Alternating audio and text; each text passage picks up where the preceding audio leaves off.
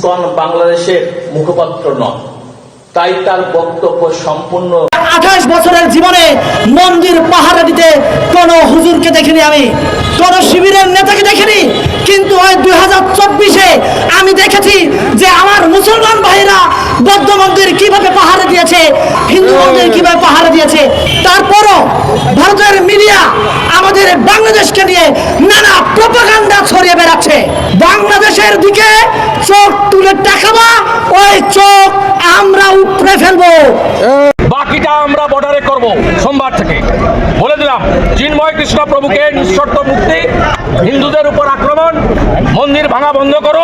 সম্মানিত দর্শক মণ্ডলী, অনেক আগ থেকেই বিভিন্ন কর্মকাণ্ডের কারণে ইসলামিক বিভিন্ন দলগুলো ইসকনকে, এই উগ্রবাদী জঙ্গি সংগঠনটিকে নিষিদ্ধ করার দাবি তারা ইতিপূর্বে থেকেই করে আসছিল।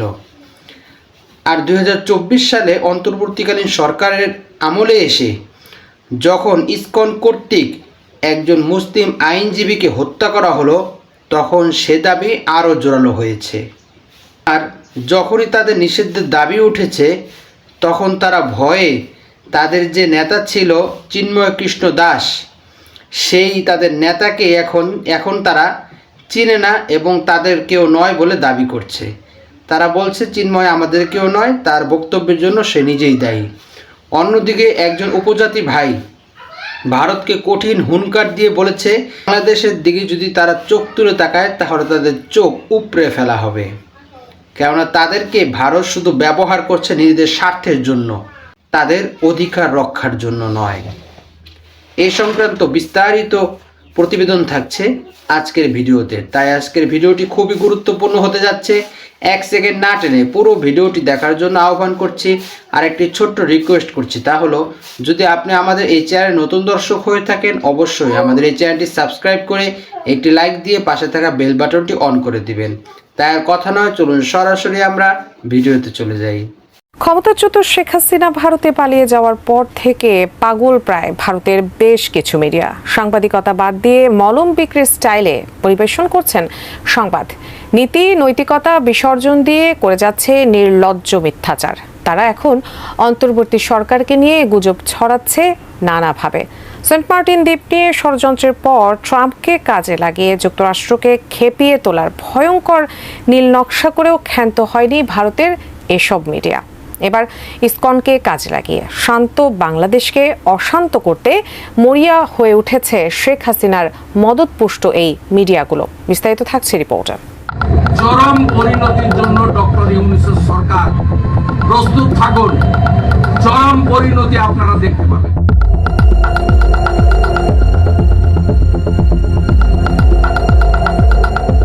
রাষ্ট্রদ্রোহ মামলায় ইসকন নেতা চিন্ময় দাস গ্রেপ্তার হওয়ার পর মরণ খেলায় নামে সংগঠনটির সদস্যরা। সেই সাথে ভারতের মিডিয়ায় চলতে থাকে অবিরাম প্রোপাগান্ডা। চট্টগ্রাম আদালত প্রাঙ্গণে আইনজীবীকে প্রকাশ্যে কুপিয়ে হত্যা করে উগ্রবাদী সংগঠন ইসকনের সদস্যরা। অথচ ভারতের মিডিয়ায় আইনজীবী সাইফুল ইসলাম আলিফকে নিয়ে অপপ্রচার চালাচ্ছে তারা নিহত আইনজীবীকে চিন্ময়ের আইনজীবী হিসাবে উপস্থাপন করে দেশের মধ্যে অস্থিরতা সৃষ্টির চেষ্টা করছে। এরই মধ্যে বিষয়টি নিয়ে কথা বলেছেন প্রধান উপদেষ্টার প্রেস উইং। সাইফুল ইসলামকে চিন্ময়ের আইনজীবী হিসাবে পরিচয় করাচ্ছে ভারতের সংবাদ মাধ্যম। বলেন, দাবিটি মিথ্যা এবং অসৎ উদ্দেশ্য নিয়ে ছড়ানো হয়েছে। চিফ মেট্রোপলিটন ম্যাজিস্ট্রেট আদালতে চিন্ময় কৃষ্ণ দাসের পেশাকৃত ওকালতনামা থেকে দেখা যায় যে তার আইনজীবীর নাম অ্যাডভোকেট শুভাশিস শর্মা। শুভেন্দু, সীমান্ত বন্ধ করো।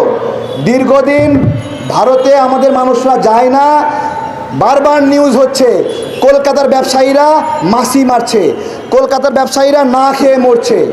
শুভেন্দুর বিচার আমি করব নাকি কলকাতাবাসী করবে? ধোলাই দিবেনি শুভেন্দুরে? আপনারা খুব আশ্চর্য হবেন না, শুভেন্দুরে গণধোলাই দেবে কলকাতাবাসী খুব তাড়াতাড়ি। অলরেডি তৃণমূল বলেছে যে শুভেন্দুকে তৃণমূল কংগ্রেস প্রতিহত করবে যদি সীমান্ত বন্ধ করতে চায়। আপনারা যদি সীমান্ত বন্ধই করেন, এইখানে সবাই একসঙ্গে আমরা কি বলবো? আলহামদুলিল্লাহ। কি বলবো?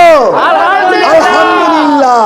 কারণ ওই সীমান্ত দিয়ে মাদক দিয়ে ইয়াবা দিয়ে আমাদের যুব সমাজকে ধ্বংস করা হয়। আমার এখান থেকে পাট নিয়ে যায়, ওরা পাঠাই হলো মাদক। ভারত ওই পাশ থেকে শুভেন্দু উস্কানি দিচ্ছে সীমান্ত বন্ধ করে দেবে। আমি বলি হিন্দু ভাইয়েরা, হাসিনা আপনাদের প্রিয় কেন আর আমরাও প্রিয় কেন, আপনাদেরকে উত্তর দিতে হবে। আমি কবে আপনার মাথায় বাড়ি দিয়েছি আপনি আমাকে অপছন্দ করছেন? হাসিনা আপনার প্রিয়, ইউনূস সরকার আপনার অপ্রিয় কেন? ইউনূস সরকার কবে আপনার মাথায় বাড়ি দিয়েছে বলেন? এত বড় বড় প্রোগ্রাম করে সরকারকে বেকায়দায় ফেলতে চেয়েছেন। ইউনূস সরকার ভিতরে নিয়ে গিয়ে বলেছে মানুষ হিসেবে সবাই যে বিচার পায় আপনারাও সেই বিচার পাবেন। কোন জায়গায় অপছন্দের কাজ হয়েছে আপনাদের সঙ্গে? এরকম করছেন কেন? আপনাদেরকে কি কম দেওয়া হয়েছে?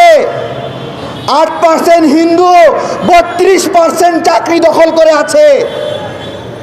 আমরা কোনোদিন বলেছি ওদেরকে বাদ দাও? কোনোদিন বলেছি 8%? সম্মানিত দর্শক মণ্ডলী, আপনারা দেখেছেন ইসকনের মতো জঙ্গি উগ্রবাদী হিন্দুত্ববাদী একটি সংগঠন কিভাবে বাংলাদেশের এই বিপ্লবের পর একটি নতুন দিগন্তের যেখানে সূচনা করা দরকার, যেখানে নতুনভাবে দেশকে ঢেলে সাজানো দরকার, সেখানে তারা অরাজকতা সৃষ্টি করছে। একজন বহিষ্কৃত নেতাকে কেন্দ্র করে, যাকে ইসকন নৈতিক অবক্ষয়ের দায়ে অনেক আগেই যাকে বহিষ্কার করেছে, তাকে মুক্তির জন্য কিভাবে একটি অস্থিতিশীল পরিবেশ দেশে তৈরি করছে।